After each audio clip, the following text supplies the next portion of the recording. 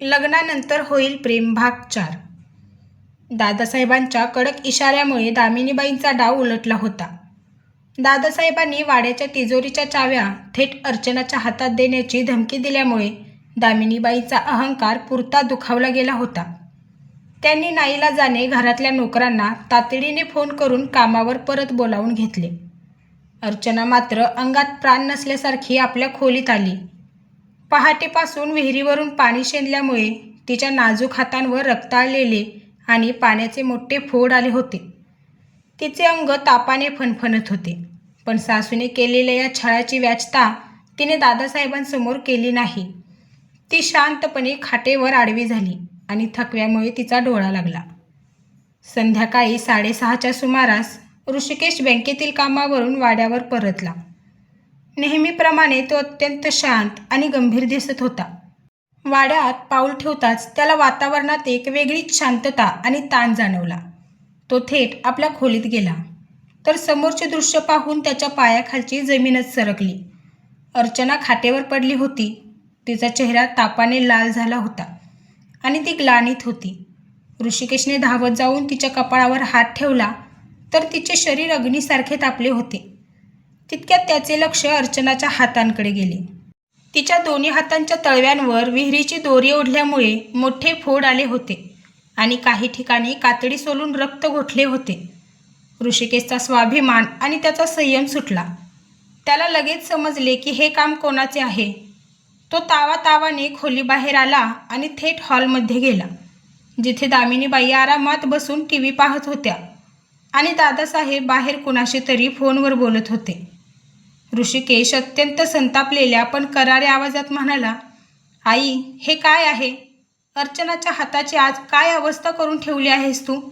एका सुशिक्षित मुलीला या घराची सून म्हणून आणले आहेस की मोलकरीण म्हणून?" ऋषिकेशचा हा आक्रमक अवतार पाहून दामिनीबाई सुरुवातीला दचकल्या, पण लगेच त्यांनी आपला खडू स्वभाव वर काढला. "अरे ऋषी, एवढ्या मोठ्याने बोलू नकोस माझ्याशी. काय झालं एवढं? आज घरातले नोकर सुट्टीवर होते. मग सून म्हणून तिने 2 हांडे पाणी भरलं आणि वाडा झाडला तर काय तिचे हात झिजले का? सांगुर्लीला काय ती राजवाड्यात राहत होती का? एवढी नाजूक नखराली बायको करून आणली आहेस तर मग तिला काचेच्या कपाटात बंद करून ठेव." तितक्यात दादासाहेब तिथे आले. ऋषिकेशने दादासाहेबांकडे पाहिले आणि म्हणाला, "बाबा, मी या घराच्या शिस्तीचा आणि तुमच्या शब्दाचा नेहमी मान राखला आहे, पण माझ्या पत्नीचा असा अमानुष छळ या वाड्यात होत असेल तर मी ते सहन करणार नाही. जर आईला अर्चनाचा एवढाच द्वेष करायचा असेल तर मी अर्चनाला घेऊन शहरात माझ्या क्वार्टरवर निघून जाईल. मी माझ्या स्वाभिमानाशी आणि तिच्या सुरक्षिततेशी तडजोड करणार नाही." ऋषिकेशने थेट घर सोडण्याची भाषा केल्यामुळे दामिनीबाईंचे धाबे दणाणले. दादासाहेबही गंभीर झाले. ते दामिनीबाईंवर कडाडले. "दामिनी, मी सकाळीच तुला ताकीद दिली होती. ऋषिकेश, तू कुठेही जाणार नाहीस. हा तुझा वाडा आहे.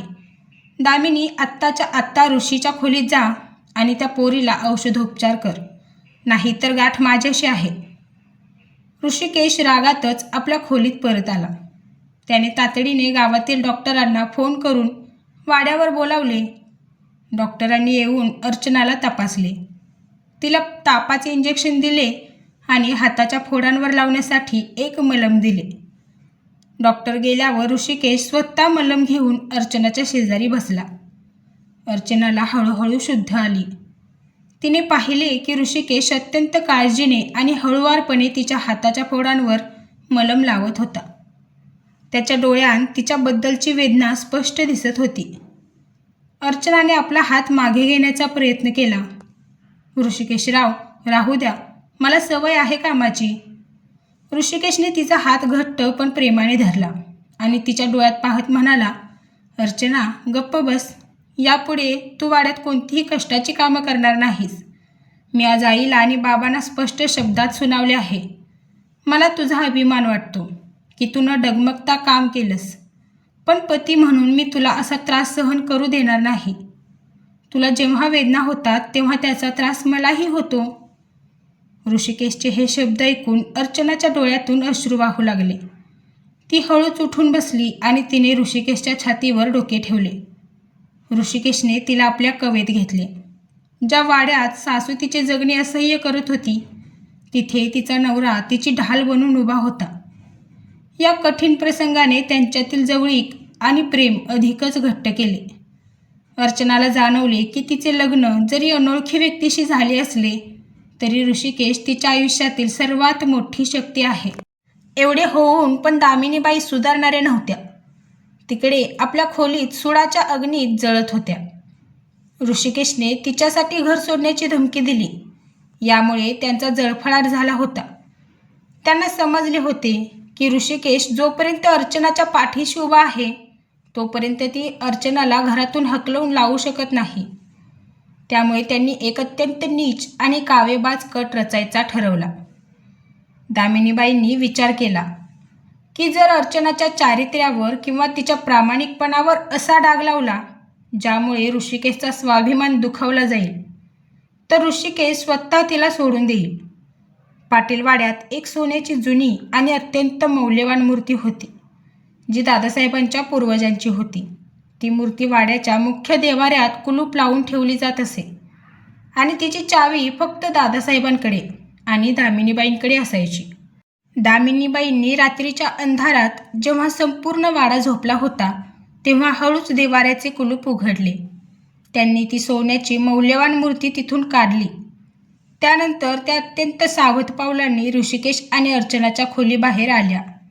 खोलीचा दरवाजा अर्धवट उघडा होता. दामिनीबाईंनी अतिशय हुशारीने ती सोन्याची मूर्ती अर्चनाच्या कपड्यांच्या बॅगेत जी खोलीच्या कोपऱ्यात ठेवली होती त्यात कपड्यांच्या खाली लपवून ठेवली.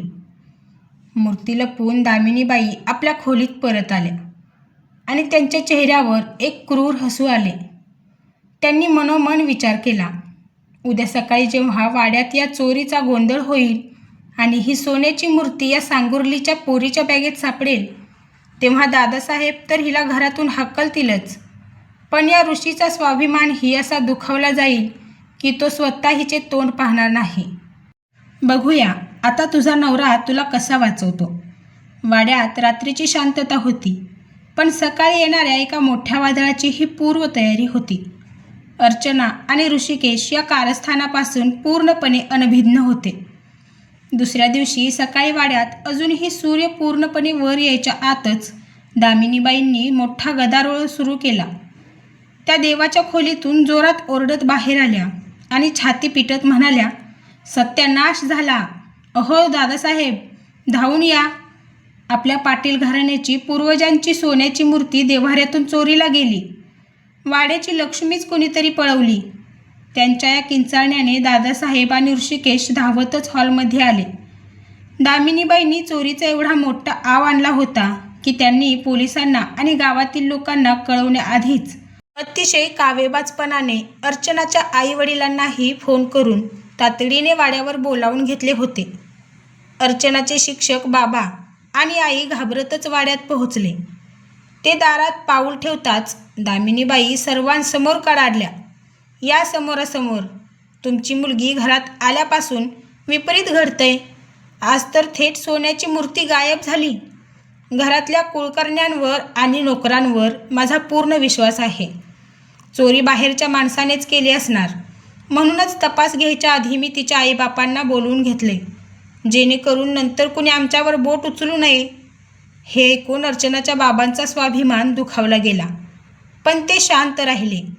अर्चना आणि ऋषिकेश हे सगळं पाहून थक्क झाले होते. दामिनीबाईंनी ताबडतोब नोकरांना हुकूम सोडला, जा आत्ताच्या आत्ता त्या सांगुर्लीच्या पोरीची आणि तिच्या माहेरून आलेल्या बॅगांची तपासणी करा.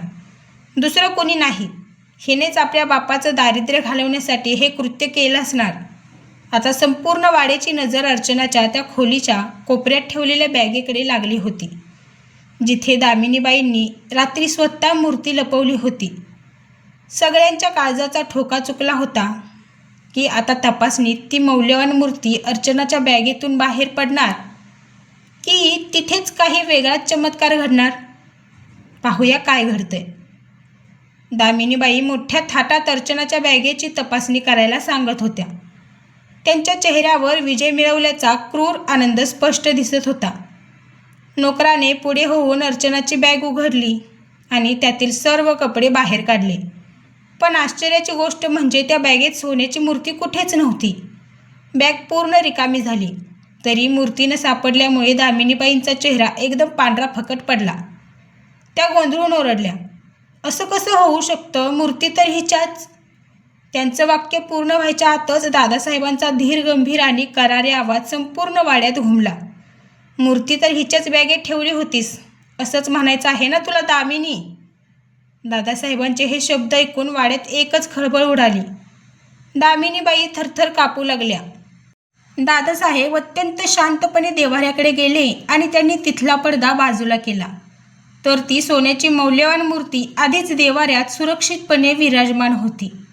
सगळे थक्क झाले असतानाच दादासाहेबांनी खिशातून आपला मोबाईल काढला आणि तो हॉलमधील मोठ्या TV स्क्रीनला कनेक्ट केला.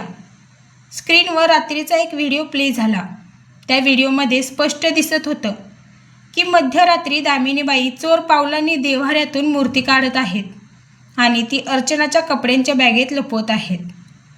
दादासाहेबांनी पुढे सांगितले, दामिनी, लग्नाच्या मांडवात तुझे नीच कृत्य केलंस त्यानंतर मी तुझ्यावर बारीक पाळत ठेवून होतो. काल रात्री जेव्हा तू विहिरीवरून पाणी शेंदून अर्चनाचा छळ केलास आणि ऋषीने तुला घर सोडण्याची ताकीद दिली, तेव्हाच मला संशय आला होता की तू शांत बसणार नाहीस. म्हणून मी रात्री वाड्याच्या हॉलमध्ये आणि तुमच्या खोलीबाहेर गुप्त कॅमेरे लावले होते. तू जेव्हा रात्री ही मूर्ती अर्चनाच्या बॅगेत ठेवून स्वतःच्या खोलीत जाऊन झोपलीस, त्यानंतर मी स्वतः जाऊन ती मूर्ती तिथून काढली आणि पुन्हा देव्हाऱ्यात नेऊन ठेवली. मला तुझा हा संपूर्ण कट रचून पूर्ण होऊ द्यायचा होता, जेणेकरून या सुशिक्षित आणि स्वाभिमानी मुलीच्या आईबापांसमोर तुझा हा विखारी चेहरा कायमचा उघडा पाडता येईल. दादासाहेबांनी दाखवलेला तो व्हिडिओ पाहून ऋषिकेशचा स्वतःच्या आईवरील विश्वास पूर्णपणे उडाला. अर्चनाच्या आईवडिलांच्या डोळ्यांतून सुटकेचे आणि अभिमानाचे अश्रू वाहू लागले.